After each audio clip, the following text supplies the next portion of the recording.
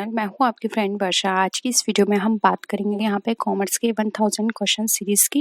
ये क्वेश्चंस आपके BEd entrance exam या फिर आप इससे अलग और भी एंट्रेंस एग्ज़ाम की तैयारी कर रहे हैं, जैसे कि पीजीटी कॉमर्स की तैयारी कर रहे हैं, DSSB की पीसीटी की तैयारी कर रहे हैं, किसी भी की तैयारी कर रहे हैं, ये आपके लिए इंपॉर्टेंट हो सकते हैं क्योंकि कंटेंट सबका सेम ही होता है। अगर आपको कॉन्सेप्ट क्लियर होंगे तो आप किसी भी एग्ज़ाम की तैयारी इन क्वेश्चंस के थ्रू कर सकते हैं। ठीक है, तो स्टार्ट करते हैं वीडियो को। इसमें हम 1000 क्वेश्चंस डिस्कस करते हैं, जिसमें हम डेली 25 करेंगे।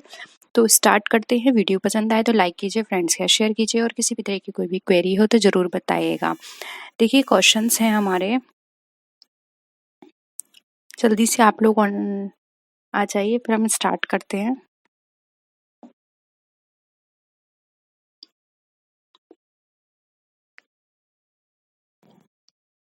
When shares are forfeited, capital account is debited by। जब शेयर forfeited किए जाते हैं तो कैपिटल अकाउंट किससे डेबिट किया जाता है? Nominal value of shares, paid up amount of share, called up amount या फिर forfeited अकाउंट अमाउंट, बताइए।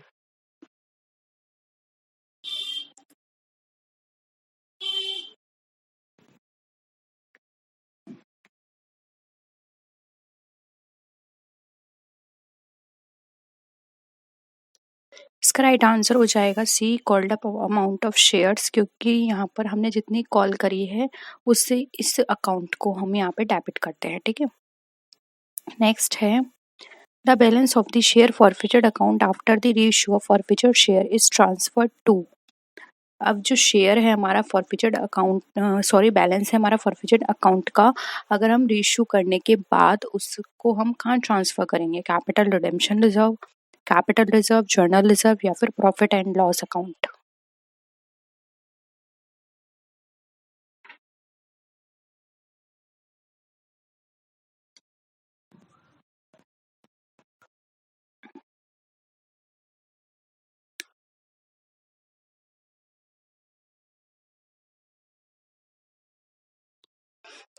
देखिए जब हम रीइश्यू करते हैं फॉरफिचर्ड शेयर को, तो ये जो अमाउंट है हमारा, ये हमारा ट्रांसफर हो जाता है कैपिटल रिडेम्पशन रिजर्व अकाउंट में। ठीक है, तो ऑप्शन ए यहाँ पे हमारा करेक्ट हो जाएगा।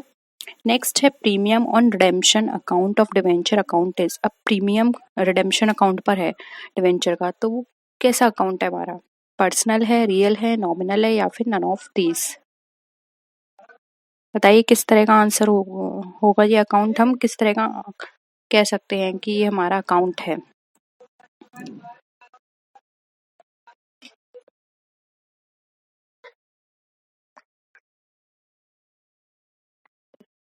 देखिए ये हमारा पर्सनल अकाउंट है, क्योंकि कैपिटल हमारी पर्सनल से रिलेटेड होती है। ठीक है, तो ये हमारा पर्सनल अकाउंट कहलाता है। ठीक है, नेक्स्ट आते हैं the rate of commission payable on the issue of share should not exceed. अब जो हम इश्यू करते हैं शेयर्स, तो उस पर कमीशन की जो रेट है वो किससे ज़्यादा नहीं होनी चाहिए? 2%, 3%, 2.5% या फिर 5%? बताइए।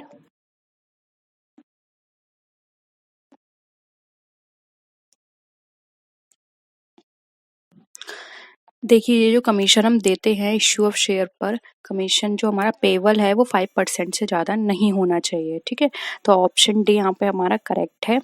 नेक्स्ट है a partnership is created by. अब जो पार्टनरशिप है वो किसके द्वारा क्रिएट की जाती है? रजिस्ट्रेशन से, सरकमस्टांसेस से, कॉन्ट्रैक्ट से या फिर लॉ ऑफ सक्सेशन से?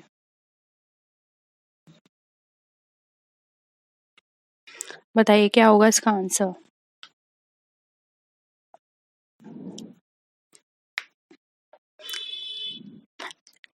आपने इसकी डेफिनेशन भी पढ़ी होगी। जो हम पार्टनरशिप क्रिएट करते हैं तो दो या दो से ज़्यादा पर्सन के साथ यहाँ पे कॉन्ट्रैक्ट किया जाता है, तो पार्टनरशिप हमारी कॉन्ट्रैक्ट से क्रिएट होती है, तो ऑप्शन सी यहाँ पे हमारा करेक्ट हो जाएगा। नेक्स्ट है व्हाट इज स्लीपिंग पार्टनर। अब एक स्लीपिंग पार्टनर क्या होता है? The partner who does not participate in operation of business of the firm, the partner who has been retired from the firm, a partner who does not demand the share of profit या फिर all of the above?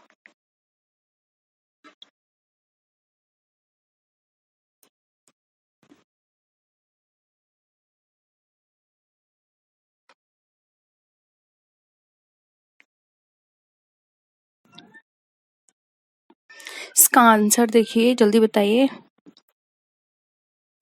इसका answer हो जाएगा ए। जो participate नहीं करता है वो स्लीपिंग पार्टनर कहलाता है। आप ऐसे ही समझ लीजिए, वो स्लीप मतलब स्लीप कंडीशन में है, वो स्लीपिंग मोड में है, तो यानी कि वो कुछ एक्टिविटी नहीं कर रहा, तो यही इसका आंसर होगा। क्योंकि देखिए रिटायर हो रहा है तब तो पार्टनर ही नहीं है, उसका उससे रिलेशन ही खत्म हो गया। और यहाँ पर डिमांड की बात की जा रही है, तो प्रॉफिट तो वो डिमांड करता है, इसलिए ये भी नहीं होगा, ये भी नहीं होगा। ऑप्शन ए हमारे यहाँ पे करेक्ट हो जाएगा। नेक्स्ट है a form it dissolved when, यानी कि एक फॉर्म डिसॉल्व हो जाती है किस कंडीशन में? The term is over, on the death of partner, on the retirement of partner, या फिर in the case of death of all but one partner. बताइए।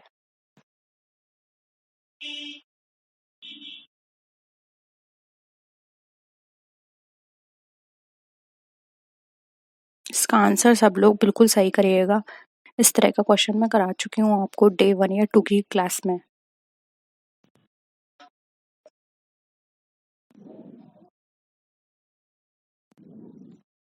देखिए इसका जो आंसर होगा वो होगा यहाँ पे ऑप्शन डी। देखिए फर्म की जो हमारी पार्टनरशिप में या फर्म में क्या कहा जाता है कि कम से कम 2 लोग होने चाहिए, लेकिन इसमें ये कहा गया है कि डेथ हो गई है सब पार्टनर की, एक को छोड़ के, यानी कि बस अब एक पार्टनर उसमें बचा है। और जो कॉमन कंडीशन है वो क्या है कि कम से कम 2 लोग होने चाहिए। तो जब 2 लोग नहीं है, बस एक ही बचा है, तो यानी कि फर्म अब डिसॉल्व हो जाएगी। ठीक है, तो ऑप्शन डी यहाँ पे राइट आंसर हो जाएगा। टर्म अगर ओवर होता है तो पार्टनरशिप जो होती है वो हमारी डिसॉल्व होती है, पार्टनरशिप फर्म नहीं होती। और डेथ ऑफ द पार्टनर पे सिर्फ पार्टनरशिप हमारी डिसॉल्व होती है, पार्टनरशिप फर्म नहीं होती। देखिए पार्टनरशिप और पार्टनरशिप फर्म दोनों में अंतर है। On the retirement of a partner same वही चीज़ है, पार्टनरशिप यहाँ पर हमारी डिसॉल्व हो जाएगी, लेकिन पार्टनरशिप फॉर्म नहीं होगी। यहाँ पे फॉर्म पूछा है, फॉर्म तब होगी जब जो नॉर्मल कंडीशंस हैं वो हमारे यहाँ पे ब्रीच होंगे। तो देखिए नॉर्मल कंडीशन कम से कम 2 लोग होते हैं, लेकिन यहाँ पर अब एक पर्सन बचा है, तो इसलिए यहाँ पर फॉर्म हमारी डिसॉल्व हो जाएगी। नेक्स्ट है motivation is an element of planning function, organising function, directing function, या फिर कोऑर्डिनेशन फंक्शन। बताइए।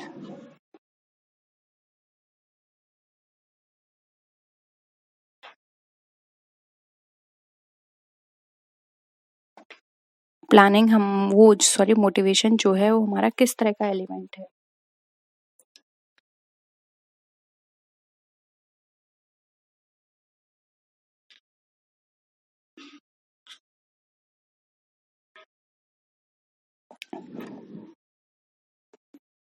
देखिए मोटिवेशन जो है वो हमें प्लानिंग में, ऑर्गेनाइजिंग, कोऑर्डिनेशन, इनमें किसी में नहीं चाहिए। मोटिवेशन हमें किस में चाहिए होता है? जब कोई हमें डायरेक्ट करता है।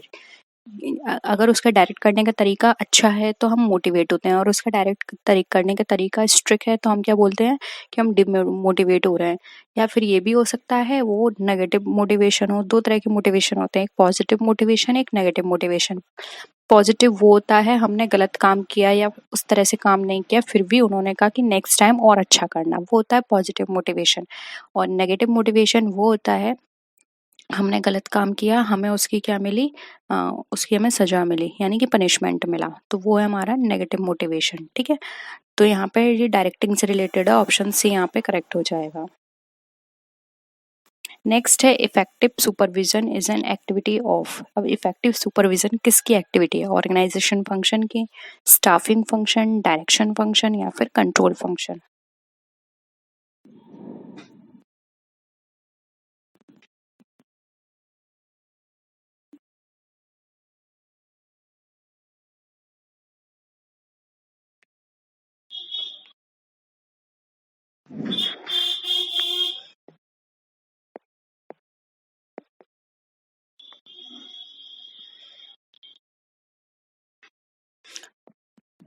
देखिए यहाँ पे आंसर हो जाएगा सी। सुपरविजन किसका पार्ट होता है? डायरेक्शन का, यानी कि जब हमें डायरेक्ट किया जाता है तो उसके ऊपर सुपरविजन भी किया जाता है कि जिस तरह से हमें डायरेक्ट किया गया है हम उस हिसाब से काम कर रहे हैं या नहीं।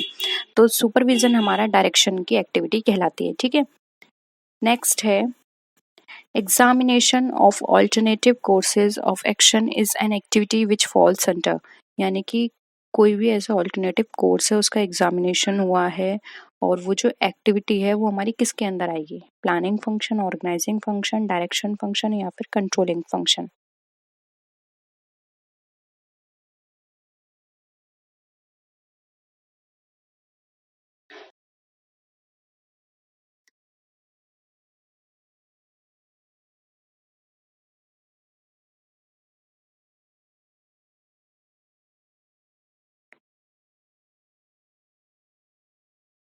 देखिए हम कब अपने ऑल्टरनेटिव्स का एग्जामिन करते हैं कि कौन सा ऑल्टरनेटिव हमारे लिए बेस्ट रहेगा, बताइए। जब हम प्लानिंग करते हैं तो यहाँ पे ऑप्शन ए हो जाएगा, क्योंकि जब हम प्लानिंग करते हैं तो पहले हम सारे ऑल्टरनेटिव्स लेके चलते हैं, फिर हम ये देखते हैं इसमें से बेस्ट ऑल्टरनेटिव कौन सा है, वही हम चूज करके अपनी प्लानिंग करते हैं। इसलिए ये एक्टिविटी हमारी प्लानिंग के अंतर्गत आएगी, ठीक है। नेक्स्ट है accrual system of accounting is also known as mercantile system of accounting, ordinary system of accounting both A and B या फिर none of the above।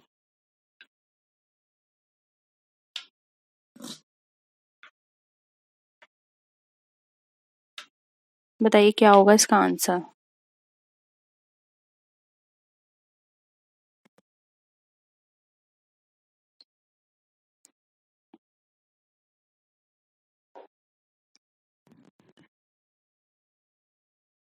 देखिए अक्रूवल सिस्टम की बात करें तो ये हमारा मर्केंटाइल सिस्टम ऑफ अकाउंटिंग कहलाता है, ठीक है।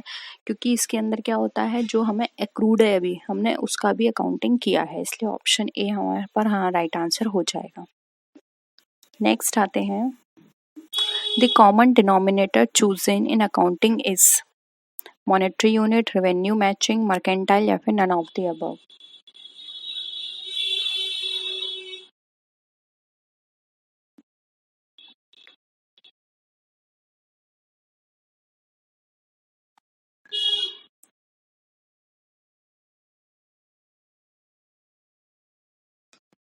देखिए कॉमन डिनोमिनेटर की बात कर रहे हैं अकाउंटिंग में, तो कॉमन डिनोमिनेटर क्या होता है, मॉनेटरी यूनिट, यानी कि सिर्फ हम उन्हीं यहाँ पर ट्रांजेक्शन्स का रिकॉर्ड करेंगे जो कि मॉनेटरी एस्पेक्ट में है। ये हमारा क्या है, कॉमन यहाँ पर डिनोमिनेटर है।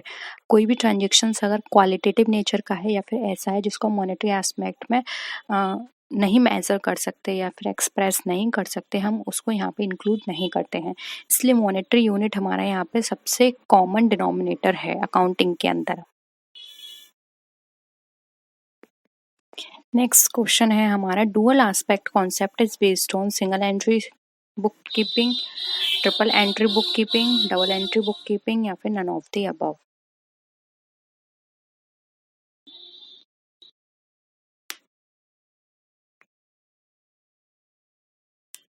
सिंपल है इसका आंसर, ये डबल एंट्री से रिलेटेड है, क्योंकि डुअल और डबल दोनों ही सेम है। और डुअल और डबल में क्या होता है, दो एस्पेक्ट होते हैं, डेबिट साइड क्रेडिट साइड, यानी कि हर एंट्री के दो पार्ट होंगे। कोई भी एंट्री सिर्फ हमारी एक साइड नहीं होगी, यानी सिंगल नहीं होगी, उसकी दोनों साइड एंट्री होगी, ठीक है। नेक्स्ट है, according to which concept the total amount debited is always equal to the total amount credited. Realisation concept, accounting period concept, revenue matching concept या फिर डुअल एस्पेक्ट कॉन्सेप्ट।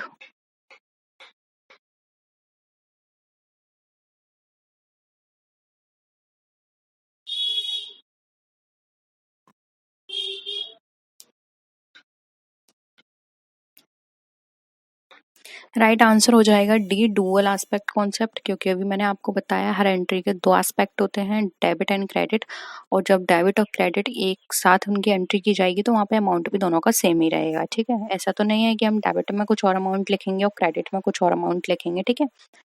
नेक्स्ट देखिए, liabilities to owners is refer to as. अब एक owner की liability क्या बताती है, equity, capital, both A and B या फिर none of the above.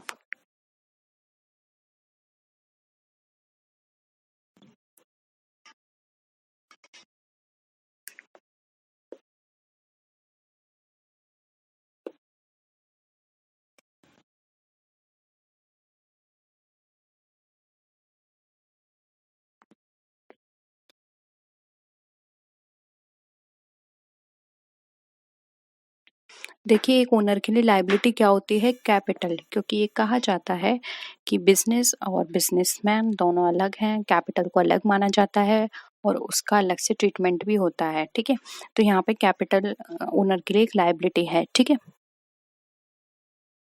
Next है टर्म मैचिंग मीन्स। अब जो टर्म मैचिंग है वो क्या बताता है? Appropriate association of related revenues and expenses, appropriate association of related losses and gains, and both A and B, या फिर none of the above.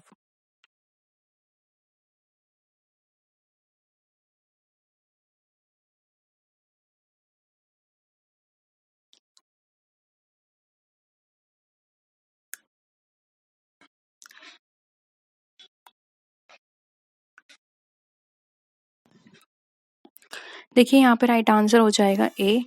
Revenues और एक्सपेंसेस ये हमारे अप्रोप्रिएट होने चाहिए, यानी कि जितना रेवेन्यू उतने एक्सपेंसेस होने चाहिए।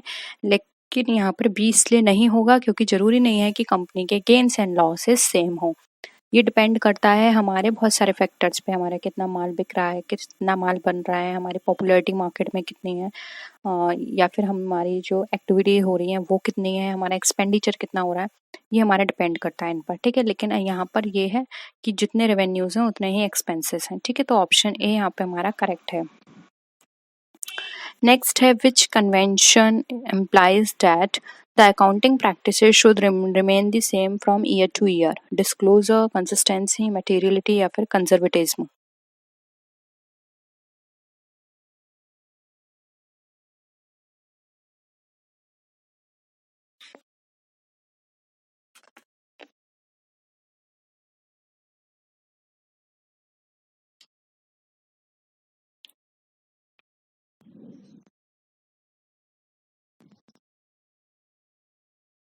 करिए जल्दी आंसर।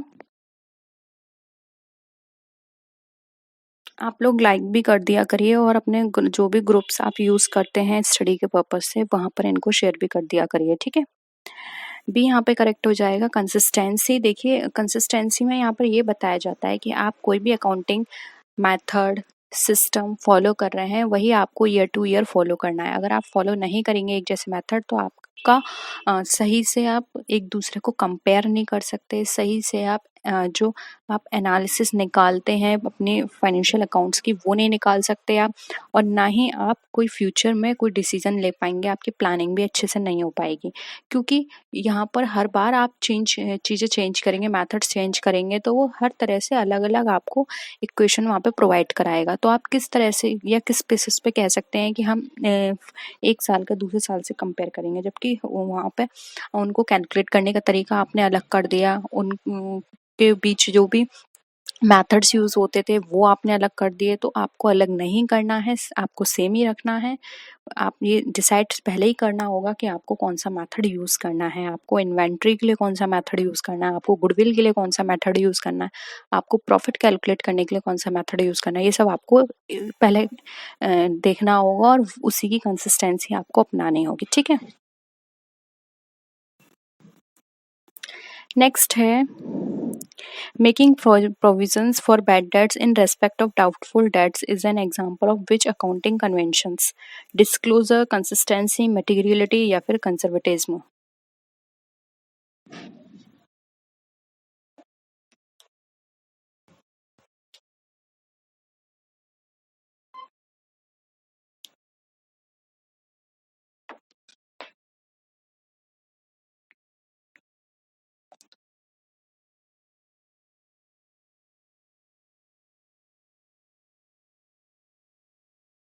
इसका राइट आंसर हो जाएगा डी, कंजर्वेटिज्म। देखिए, कंजर्वेटिज्म के अंदर ये होता है कि यहाँ पर पहले से हम ये सोच के चलते हैं कि फ्यूचर में हमारे जितने ही बैड डेट्स हैं वो हमारे लॉस में कन्वर्ट हो जाएंगे। यानी कि हम ये सोच के चलते हैं कि जितने भी जितने भी हमारे डेट्स हैं वो हमें डेटर हमें पैसा नहीं देंगे, वो हमारा बैड डेट में जाएगा। ठीक है, हम यहाँ पर प्रॉफिट का कोई भी प्रोविजन नहीं बनाते हैं, क्योंकि हम ये पहले से ये सोच के नहीं चलेंगे कि हमें इतना प्रॉफिट फ्यूचर में होगा, लेकिन हम लॉस को सोच के चलते हैं। इसलिए इस तरह के प्रोविजंस बनाए जाते हैं जिससे कि अगर बाई चांस फ्यूचर में कोई भी लॉस होता है तो उस लॉस को हम यहाँ पर एडजस्ट कर पाएँ। ठीक है, हमारे बैलेंस शीट पर कोई भी नेगेटिव इम्पैक्ट ना पड़े। ठीक है, तो इसलिए यहाँ पे कंजर्वेटिज्म का हम यहाँ पर कन्वेंशन फॉलो करते हैं। नेक्स्ट है plant and machinery account is a nominal account, personal account, real account या फिर none of these.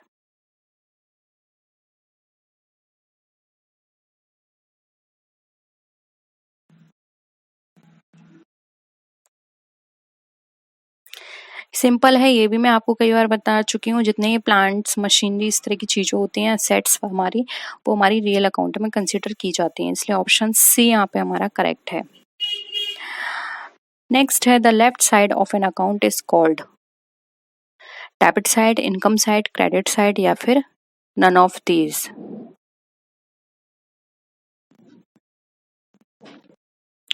Again simple है, ये भी आप इजीली बता सकते हैं। जो लेफ्ट साइड होती है वो हमारी डेबिट साइड होती है और जो राइट साइड होती है वो हमारी क्रेडिट साइड होती है, तो ऑप्शन ए यहाँ पे हमारा करेक्ट है। नेक्स्ट है पेटी cash book is maintain by separate person called, यानी कि पेटी कैश बुक्स एक पर्सन के द्वारा मेंटेन की जाती है सेपरेट पर्सन के द्वारा, उसे हम क्या कहते हैं? Manager, finance manager, petty cashier या फिर none of these.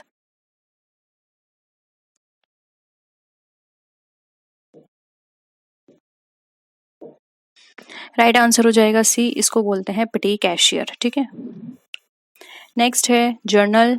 Journal is also known as journal proper, journal accounts, journal ledger या फिर जर्नल बुक।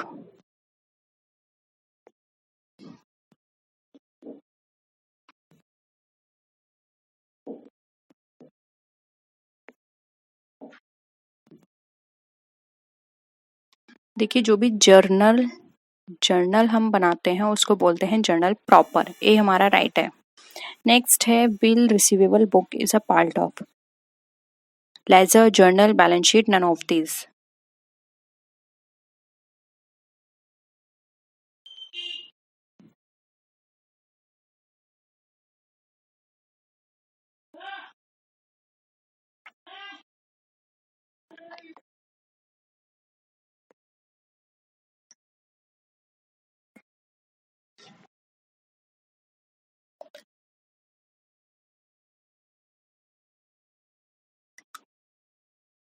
बताइए।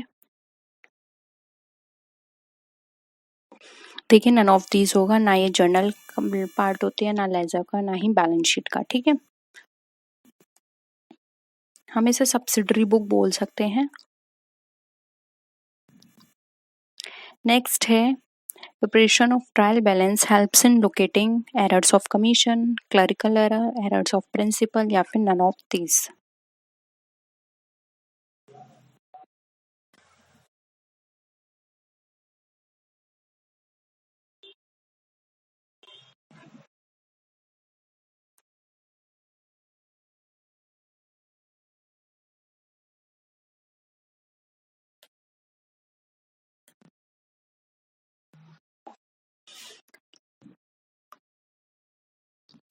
देखिए, राइट आंसर हो जाएगा बी, इसको बोलते हैं क्लरिकल एरर, यानी कि अगर ट्रायल बैलेंस में आपने कोई पोस्टिंग ही नहीं किया तो आपको पता नहीं चलेगा, या फिर आपने ट्रायल बैलेंस में कोई एंट्री, आपने उनकी जो है पोस्टिंग गलत कर दी है, यानी कि आपने क्या किया है, क्लरिकल जो मेथड होते हैं उनको ही फॉलो नहीं किया है, तो वो हमारी क्लरिकल एरर्स कराते हैं। ऑप्शन बी यहाँ पे हमारा करेक्ट है।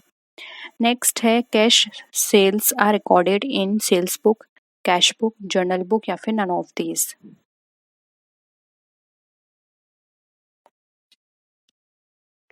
वेरी सिंपल, आंसर करिए जल्दी जल्दी।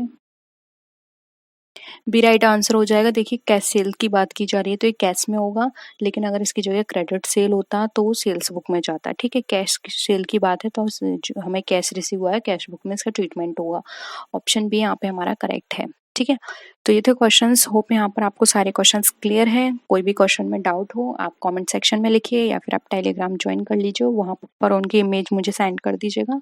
इवनिंग की जो क्लास होती है हम उसमें सारे डाउट्स क्लियर करते हैं, तो वहाँ हम आपके डाउट को क्लियर कर लेंगे। ठीक है, तो आपको वीडियो कैसी लगी ज़रूर बताइएगा, वीडियो को लाइक ज़रूर कर दीजिएगा और अपने फ्रेंड्स के साथ शेयर कीजिएगा, जिससे कि वो भी प्रैक्टिस कर लें इन सारे क्वेश्चंस की। नेक्स्ट वीडियो में मिलते हैं और भी अच्छी वीडियोस के साथ, तब तक के लिए टेक केयर, बाय बाय।